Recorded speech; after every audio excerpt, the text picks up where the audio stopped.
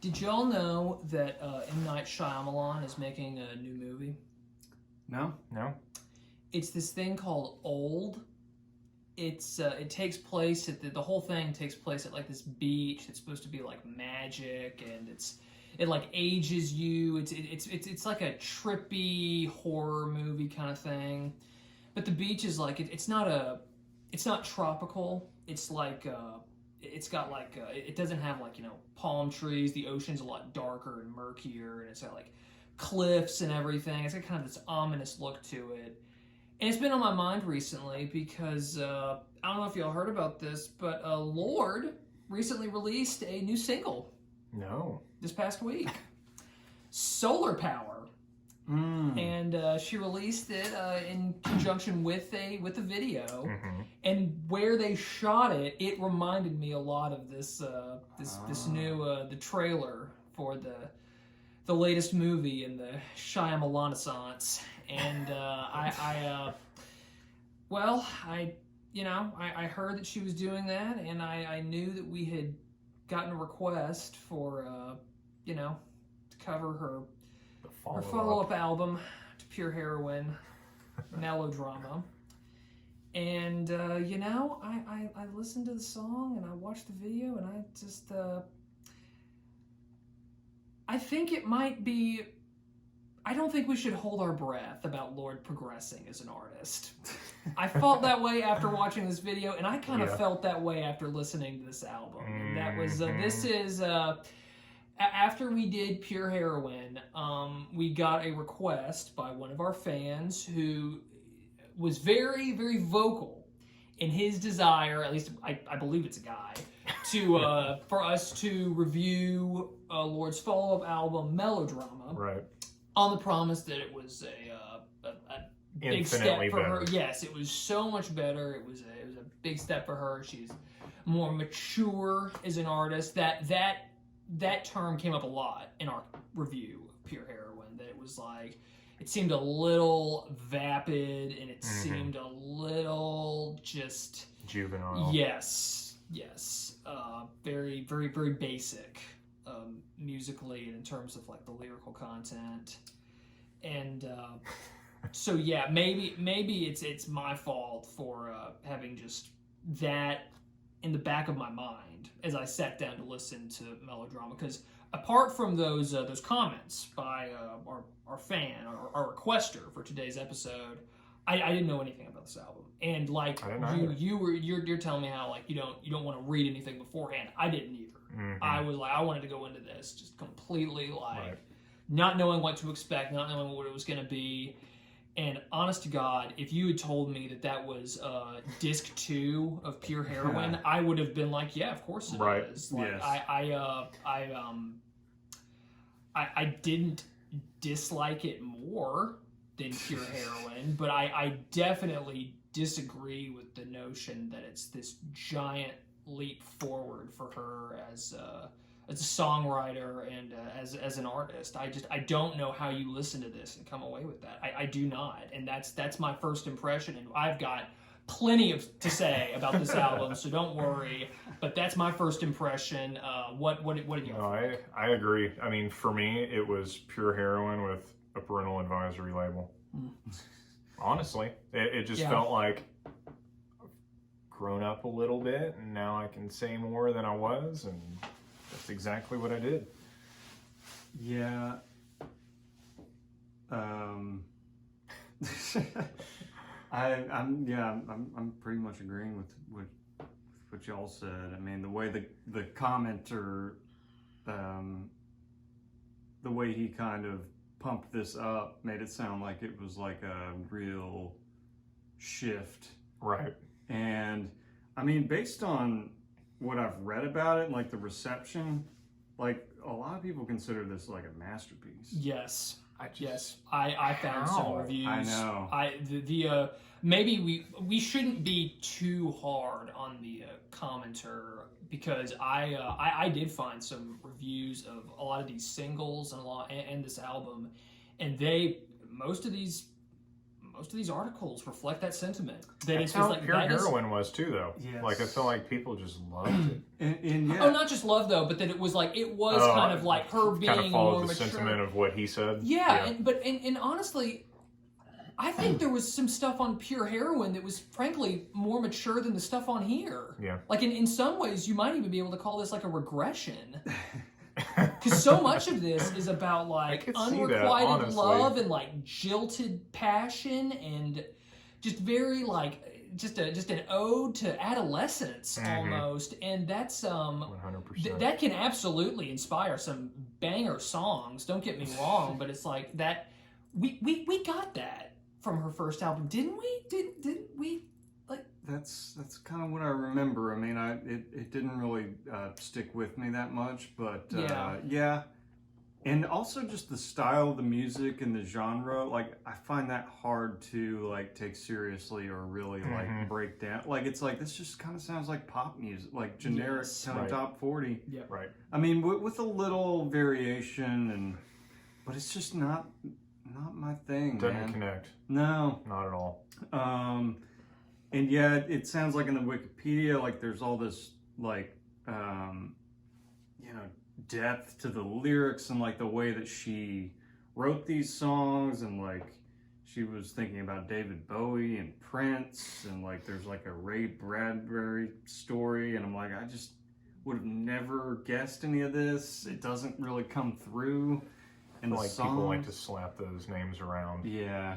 Like this was inspiration, you know. Sure. Yeah. You see those names a lot. Right, and I feel like critics will just jump on that and be like, "Oh my god!" Right. Like, I think they're so shocked that a 19-year-old artist Exactly. would know who those artists Right. are Yep. and like them. Right. That's It's yeah. like maybe there's the maturity That's aspect. how Like, I think oh, that's you how I know. think a lot of younger artists now kind of gain the more respect. Which maybe, you know, for people of that age, this might seem like mature material. You know what I mean? yeah. Like people that look up to her Right. that are of that age group. Yes, Like, okay. Yes, And yes. maybe the fan that requested this is in that age group. It's I don't know. possible. It's there's definitely a contingent of the music industry that when you say a young recording artist, they think Rebecca Black. You know, they think of like Friday. or they think of like Raining. we don't need to turn this into we don't need to turn her into a pinata, but like the early Jonas Brothers. I mean, Right. just like joke bands almost, like just that border on self parody, and that I don't. But they're huge. They are. They're huge. They are indeed, and so when something that's somewhat, because I do remember Pure Heroin had a lot of like some tongue-in-cheekness to it. Kind of took some shots at just the whole notion of celebrity and the vapidity therein, and I think that to hear that from a young artist, I think that for a lot of people that is kind of shocking. So I suppose it is understandable that people would have that response to it. But so she was what, 16 or 17 on Pure Heroin? I thought remember? I thought it was 17. I think it was When 17. she wrote the songs, I believe she was she was 17. born in '96, Jeez. Pure Heroin. Pure Heroin was. so she's. I would say I almost preferred that to this. I think From I what do I too. remember, I think I preferred Pure Heroin to I think this. I do too. It had a song or two that I was already familiar with, and I hadn't heard any of Yeah, those. okay. Oh, Yeah, I'd yeah. heard Green Light billions of times. Is that on Pure? No, this is on this. Okay. That's on Melodrama. It's the opening track. All right. Oh, dude. Oh, that's right, with That's sharks and stuff. Oh, yes. Yeah. That's what I wrote. There was a lot of development before the choruses in that, which I thought was kind of interesting. Well, and I was just gonna say what probably doesn't even need to be said, but it's like I'm sure people that see it, we're doing a second Lorde review are like, why are they picking on Lorde? But it was a request, as Yes. you said. Yeah. And I believe I put Pure Heroin on our master. Oh, list. yeah, So yeah. I will if for anyone who does not like that, I'll lay on that sword. no, I mean we have plenty of artists and albums like that where it's like, you know, we're kind of older than the demographic, Right. and we had never heard it, and we were just like, okay, we need Open to try we it. need an album from the Sure. 2010s, Yeah. 20 Yeah. teens, whatever you call it. Right. But yeah, I mean, we could have done a number of artists in this category, but we just happened to do Lorde twice because of her request for a follow-up. But yeah, should we kind of get into the meat of the album? I mean, I feel like we all kind of have a similar view of it. So if you're a fan of this album, you might be a bit frustrated. Yeah, I would say so. You maybe enlighten us in the comments. Yeah. Right. If we're missing something here. By the way, we read all of them. Oh yeah. So absolutely. if you want to leave like an essay in the comments, go for it. Yeah. Right. Even if you're killing us, I'll read every word. Yeah. Oh yeah. Absolutely. So we appreciate it. We try to, at least we try to say in all our episodes that any album you drop in the comments, we'll review it. So I've read every comment on every video. Right. So by all means, school us if you think we're out of line. Were there any songs that stood out to y'all? You know, there were, but I feel like it was for the wrong reasons almost. Hard Feelings Loveless had some samples that one of them, did y'all pick them out? Did y'all pick them out? And oh, like were samples from songs you recognize? Oh yeah. Okay. Oh, and one of them wasn't even from a song. It was from like a documentary about the production of an album. I believe. Okay. And a David Bowie album? No. What were these? Well, one was the drum solo from In the Air Tonight, which absolutely made me bite my tongue. And the other one was this is the one that literally just about knocked me out. It was a segment from a doc about the production of Paul Simon's Graceland. Yeah? Yeah. Really? From back in the 80s. Yeah. You can hear, it's this faint, I didn't write the timestamp down, but you can hear Paul's faint little voice go, "What is this tape?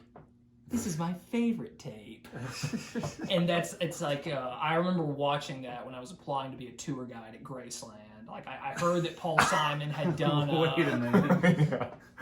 We'll get into that in the Elvis episode when we get to that. But I was going to say, how did you pick that out? That's the only reason why I watched that whole documentary, because it was about like the making of an album, and they get into this song, and like I was I don't know, I think I listened to this album, like I did the first 5 songs and then had to do something else and then came back. So I was in a very fresh state of mind when I was listening to number 6, and I just heard that audio, and I don't know, it just like I was like, I knew I had heard it before, and I did some digging, and I was like, holy shit, that's what that is. It's an incredible memory. Thank you. That's insane. Thank you. And I feel like at some point, if not now, we're going to have to cover this Graceland gig. I really wanted that job. I'm also fascinated by Elvis Presley. But that's for a different episode.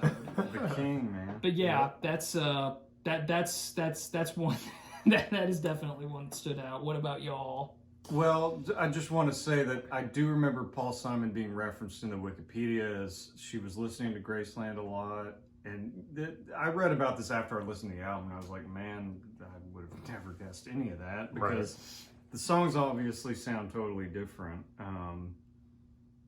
And yeah, this album has so many like accolades that I just don't really get. Like Rolling Stone magazine ranked it 460 on their 500 greatest albums list. What? Yes. No. Yes. They've been doing a lot of stuff like this to kind of relate to kids in the last decade or so. Yeah. Where it's like, they'll be like, oh, this is important and groundbreaking. And Green Light's the greatest single of the past 20 years. I mean, maybe so. But, yeah, good ear on figuring out. Yeah, that's impressive. Thank you. I should have caught the In the Air Tonight, but... That song, though, for me, I've never really liked it, and I've heard it many times that it just, like, I hear that drum thing. Yeah. Like, even if it's not, even if it wasn't a sample, like, it's just like people use that effect for it. It just immediately it's just takes me back to run into the ground. Really has. It's a meme. Really has. Oh, yeah. It really has. So you never heard any of these songs? You hadn't heard like Perfect Places either, or no. I think the Louvre was pretty big for a while. No, really. I try to avoid all this stuff. I had heard a song off Pure Heroin. Royals. Yes, Yeah. Oh exactly. yeah. Of course. Of course. Because I've been to a bar in the last 10 years. That'll do it. Dude, I think Homemade Dynamite might have been, if I had to pick one, it might have been my favorite music-wise. Yeah. I wrote that it was stronger than some of the others. I like that staccato hook on that. I thought put there were all some things these in there that were songs fun. have such cheese lyrics. Oh yeah. Yeah. Absolutely. So Liability kind of reminded me of that one song. I don't know the name of it, but it's like 1, 2, 3, 4.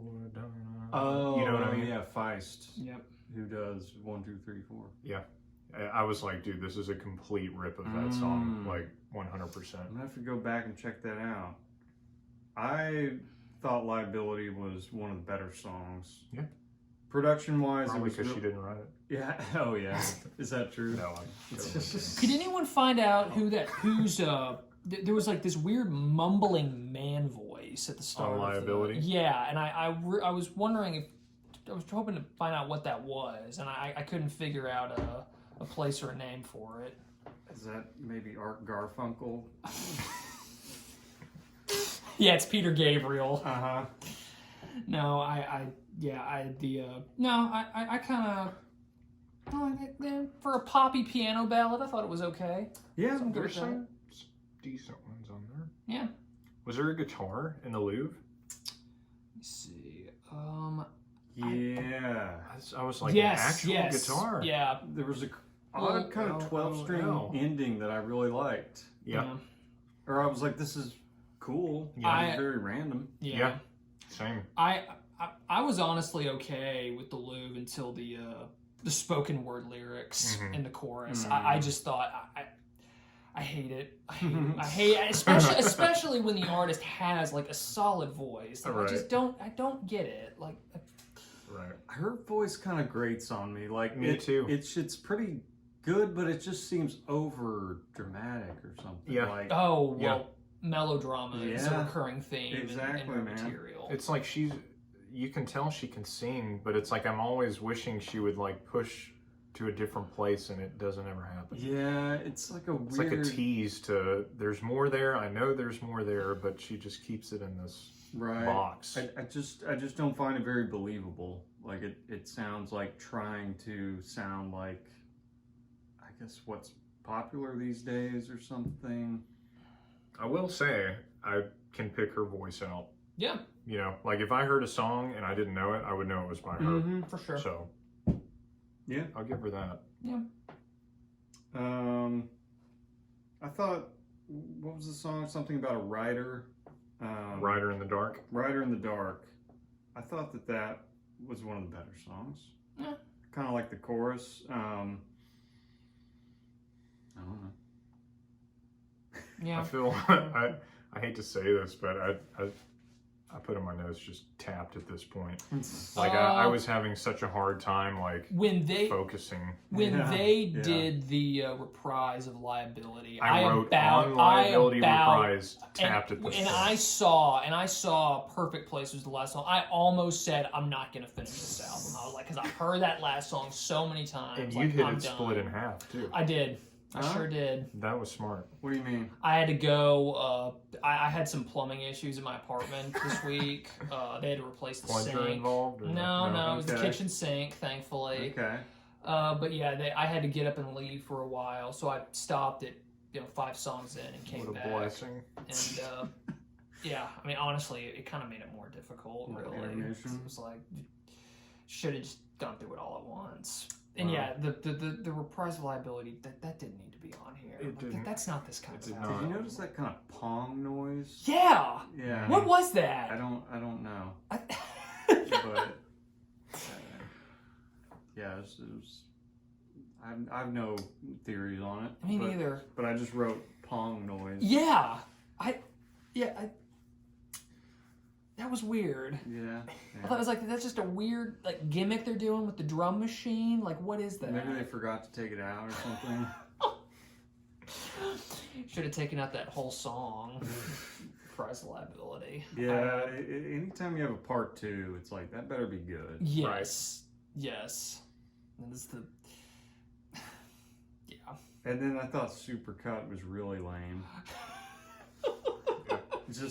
I just put upbeat pop song. Yeah. I just put lol in my notes Yeah. at that point. Like I was just laughing. Like I'd kind of resigned for myself. Yeah. Like, okay, this album is not what I was thinking it was gonna be. Yeah. So it's just like, let's just.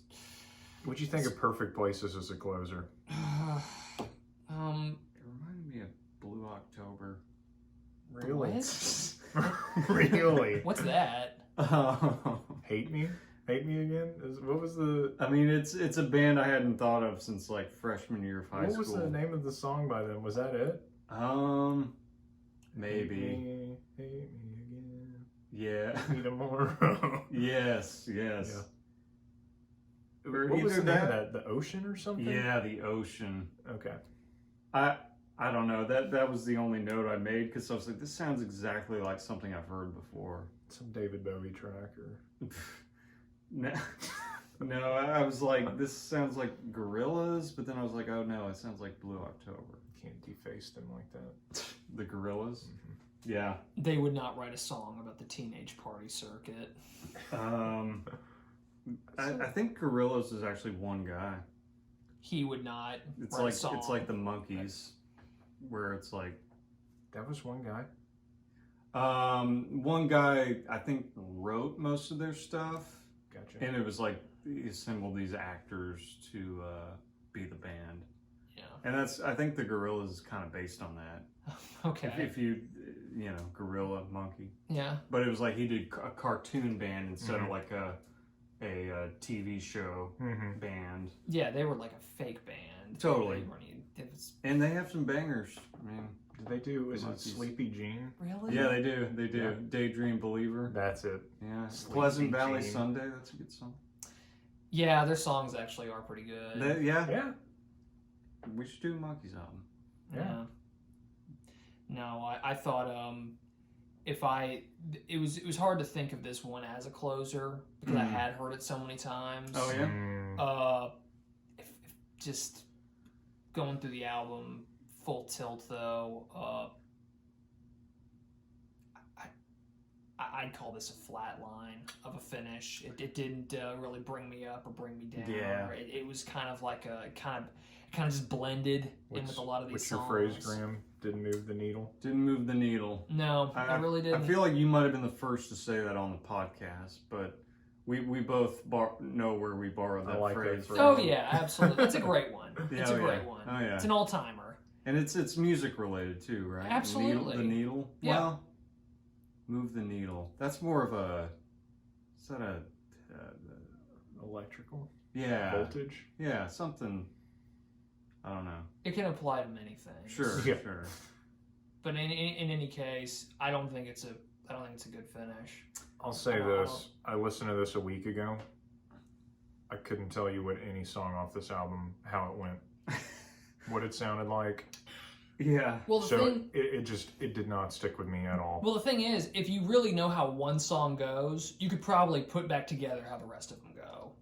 Like what they sound like, what elements are used, the kind of the overall sound and vibe that she's going for. Yeah. There's a few standouts, Sure. and we went through some of like the more somber piano centered songs, but for the most part, it's pretty consistent bassline sound for most of these tracks, Yeah. and for that reason, it is consistent.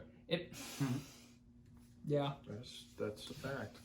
It's yeah, and even the themes on most of these songs kind of run together, which we keep bringing this freaking album up, makes it very similar to Pure Heroin. Yeah. Like that was one of the things where we were when we talked about that one. It's like the sound is so similar and the lyrical content is so similar that it kind of keeps anything from sort of breaking through and staying with you. Yeah. And that is very much in play on Melodrama. Yep. And that's that's why it definitely did not score high. I was going to say, that's why I'm going to give this a 3. It moved the needle the opposite direction. I would be content never hearing this again. It's when you I think I'm gonna give it a 3 too, just because of the accolades. I don't think it's deserving of any of that personally. Okay. I don't see it at all, and maybe I'm just shallow and missing it, but I don't see it. Yeah. It didn't move me in any way. Yeah, it's way less interesting than it's made out to be, I think. Right. Yes. I mean, if I were gonna publish a review of this, I would go back and read the lyrics and maybe try to make some. But you shouldn't have to do I that. know, Like you're I know. forcefully trying to get this thing over a take it or leave it rating. You know what I mean? But I think I sort of went in and like hearing the music, I'm like, okay, this sounds like shallow pop music. I didn't really think to like pay that much attention to the lyrics, so maybe I missed some of the. I listened to them and I read a lot of these lyrics. Oh, yeah. I feel like I went from like 8th grade to like 11th grade. All jokes aside, Yeah. I mean, no knock on her, but that's just Sure. the impression I got. Yeah. Sure. And It doesn't connect with me I guess at all. maybe we're old, or maybe we're. I know, right? Yeah. I don't know, man. Some of the positive reviews were written by people that have been writing in the industry for like 30 That's years. true. So I don't think this is an age thing. No, I tend to agree. I think this music does speak to a lot of people, and they really do like it. Sure. I would Obviously. love to speak to somebody that loves this album. Oh, we gotta just just help me understand. To the person who requested this album, you know who you are. Right. If you'd like to get onto our show to explain to Please. make your case, we would love to. We will shut up and let you make the case, honestly. Sure. Because I just wasn't hearing it. Help us. Please. Sure. Please. I know. I'm like, is it me being closed-minded, or is I don't it think just so. you know? Yeah, I don't think so either. Because I feel like, I mean, yeah, we all have similar tastes to an extent, but it's like I think we're pretty diverse too, and it's like we're collectively on the same page here. Yeah. Yeah. Yeah, think, it's a 3 for me. Yeah. I'm not recommending this to anybody. I don't think I'm not listening to it again by choice. If you like Pure Heroin, maybe listen to it. The album. I think I liked Pure Heroin better than this. I will definitely back that up. Definitely Yeah. back that up. I would. I gotta say, this is I think I would rate it lower than a 4, but because I don't want to take into all the context around it, and that it is a follow-up album, and there is all this, in my opinion, overhype around it. Removing all that and just listening to this album as a standalone thing, if I'd never heard anything else by Lorde before, I still think I'd probably give it a 4. So that's kind of where I stand with it. I was gonna say 4 because I feel like I don't think I've given anything like lower than a 4 since we've been doing this podcast. Just because I'm like saving the 1 through 3 for just like. That's got to be like, I was offended listening to Yeah. it. Like, Yeah. almost. This is made probably me my sick. least favorite that we've done. Yeah. Okay. Yeah. So it's taken the 3 proudly. I've got several that I kind of this did a similar thing for me where it just didn't get into it at all. Yeah. I was thinking about this last night, kind of related. I'm like, am I going to give multiple 10s when the time arises, or is there 1 10? And everything is based off me ranking that 1 10. I think I've got multiple 10s in mind. Okay. Yeah, and I I've feel got a like couple. we've given 10s. Animals, Pink Floyd. You gave it a 10, right? Yeah, I can't remember what I did. Maybe I did a 9.5. may Maybe I did a 10. I may have don't given know. OK Computer a 10. Mm-hmm. I feel like I'm comfortable giving multiple 10s. Yeah. Just Yeah. I don't know. There are some that it's just like I can't really see how it could be better. If we were doing maybe a 0 to 100 scale, maybe I would get into like 96s and stuff. But Yeah. I feel like just to kind of simplify it, it's maybe more fun to say 10 out of 10 or Right. or A Got to keep it simple. or a Yeah. C. But I would give this a 4. D, probably. Yeah. So a 4. Yeah. It was, this was, yeah. Yeah. I'd agree with that. There were I would only, agree. for the most part, most of the songs I either disliked or just kind of felt nothing. I'm giving it a +1 for consistency. Yeah, I mean, there's certainly worse out there, but yeah, that's the quote that's on the top of this record. You know how they'll have like the little publisher blurbs or whatever? Oh yeah. There's certainly worse that's out there. Yep. Rolling Stone magazine. Yep. Yeah, that's I was gonna say on that note. yeah, on that note. Well, if you'd like to hear us cover your album and just dash your favorite artist, you know, drop it in the comments and we'll get to it. You know, thank you for stopping by. If you're still with us, we're 3 different ones. Like, subscribe, share the episode, and we'll see you next time.